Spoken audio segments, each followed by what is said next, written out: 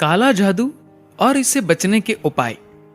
प्रश्न, क्या ऊर्जा को एक नकारात्मक रूप में इस्तेमाल किया जा सकता है, जैसे किसी पर काला जादू करना? सद्गुरु कहते हैं,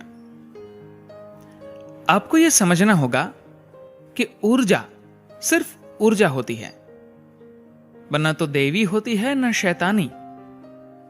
आप उससे कुछ भी बना सकते हैं, देवता या शैतान। ये बिजली की तरह होती है। क्या बिजली देवी या शैतानी, अच्छी या बुरी होती है? जब वह आपके घर को रोशन करती है तो वह दिव्य होती है। अगर वह एक इलेक्ट्रिक चेयर बन जाती है तो वह शैतानी होती है। यह बस इस बात पर निर्भर करता है कि उस पल उसे कौन संचालित कर रहा है। असल में 5000 साल पहले अर्जुन ने भी कृष्ण से यही सवाल पूछा था। आपका यह कहना है कि हर चीज एक ही ऊर्जा से बनी है और हर एक चीज देवी है। अगर वही देवत्व दुर्योधन में भी है तो वह ऐसे काम क्यों कर रहा है? कृष्ण हंसे, क्योंकि इतना उपदेश देने के बाद भी अर्जुन इस साधारण, बुनियादी और बचकाने सवाल पर अटका था। कृष्ण ने जवाब दिया, ईश्वर निर्गुण है, दिव्यता निर्गुण है, उसका अपना कोई गुण नहीं है।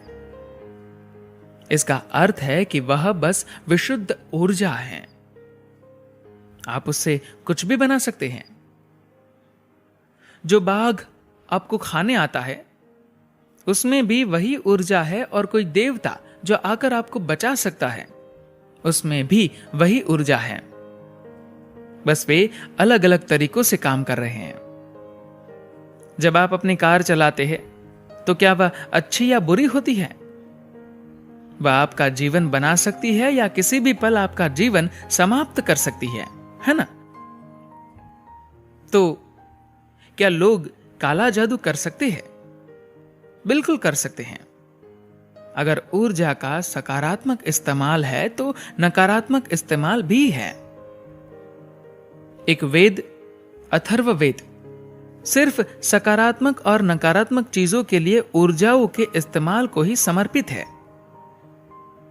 मगर मैंने यह देखा है कि अक्सर ये चीजें मनोवैज्ञानिक या ज़हनी होती हैं। ये थोड़ी बहुत मात्रा में ही हो सकती है, मगर बाकी ये होता है कि आपका अपना दिमाग आपको पागल बना रहा होता है। अगर मुझे आपको पागल करना है तो मुझे आप पर कोई असली काला जादू करने की जरूरत नहीं है। कल सुबह जब आप अपने घर से निकले और मान लीजिए वहां एक खोपड़ी और थोड़ा खून पड़ा हो, तो उसे देखने के बाद ही आप बीमार हो जाएंगे। आपका कारोबार ठप होने लगेगा, सब कुछ नकारात्मक होने लगेगा, क्योंकि एक तरह का भय आपको जकड़ लेता है।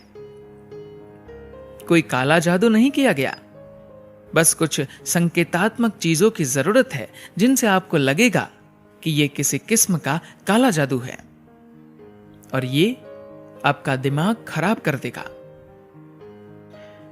इसलिए ज्यादातर बार यह सिर्फ मनोवैज्ञानिक होता है। चाहे आप पर काला जादू ही किया गया हो, मगर केवल 10% असली चीज होगी।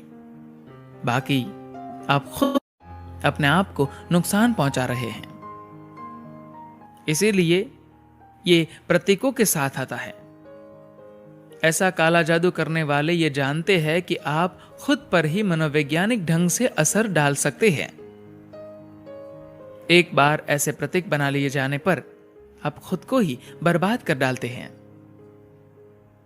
मगर हां, ऐसा विज्ञान जरूर है जहां कोई अपनी ऊर्जा का नकारात्मक इस्तेमाल करके किसी और को नुकसान पहुंचा सकता है। इसका बचाव क्या है?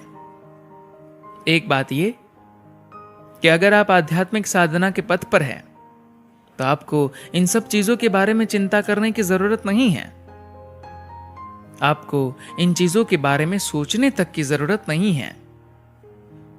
एक और तरीका यह है कि आप रुद्राक्ष जैसे कुछ बचाव के साधन पहन सकते हैं, जो किसी भी किस्म की नकारात्मकता से सुरक्षा करते हैं। मगर आपको ऐसी चीजों के बारे में चिंता करने की जरूरत नहीं है। बस अपना ध्यान जीवन में बनाए रखें और आगे बढ़ते रहे। अगर आप साधना के पथ पर हैं, तो आपको बिल्कुल भी चिंता करने की जरूरत नहीं है। यह अपने आप ठीक हो जाएगा। अगर आप इस तरह के नकारात्मक असर में रहे हैं, तो आप आकर ध्यान लिंग की छाया में बैठ सकते हैं।